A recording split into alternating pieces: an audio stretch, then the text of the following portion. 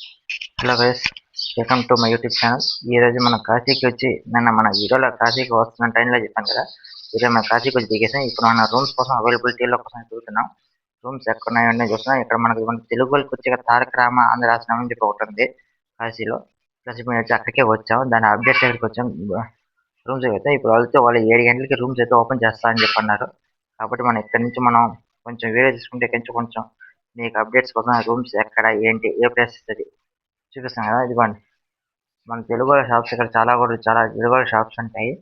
ఆ షాప్స్ కూడా మనం పర్చేస్ చేసుకోవచ్చు. ఇక్కడ చూసారా ఈ రోడ్ మార్గం మనం వచ్చాం. ఇప్పుడు మనం కొంచెం లోపలికి పోతున్నాం. చూస్తున్నాం కదా. చాలా ఇక్కడ పక్కనే షాప్స్ కూడా మీకు అవైలబిలిటీస్ ఉంటాయి. మళ్ళీ చేస్తున్నట్టు స్ట్రైట్కి వస్తే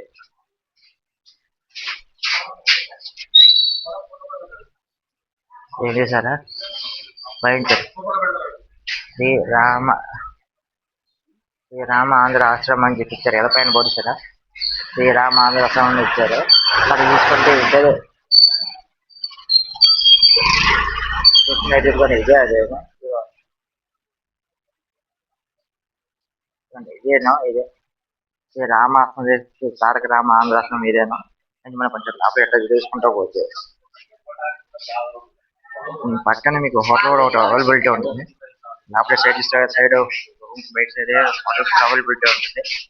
మళ్ళీ ఇక్కడికి వచ్చినట్టయితే ఇదే ఈ తారక రామ ఆంధ్ర ఆశ్రమం. ఇక్కడి చట్టే కొంచెం ముందే మోటార్ అవుతాం.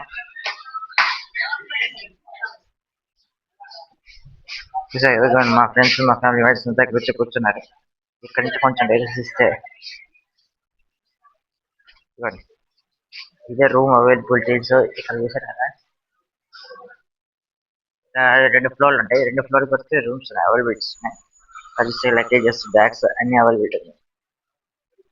చూసుకుంటే ఇదిగోండి మా ఫ్యామిలీ మెంబర్స్ అంతా ఇక్కడ ఉన్నారు. అదే ఇక్కడ నుంచి చూసుకుంటే ఇక్కడ వాళ్ళ మండపం వాళ్ళ ఆశ్రమం లోపల గుడి ఒకటి ఉంది. గుడి అవైలబిలిటీ ఒకటి ఉంది.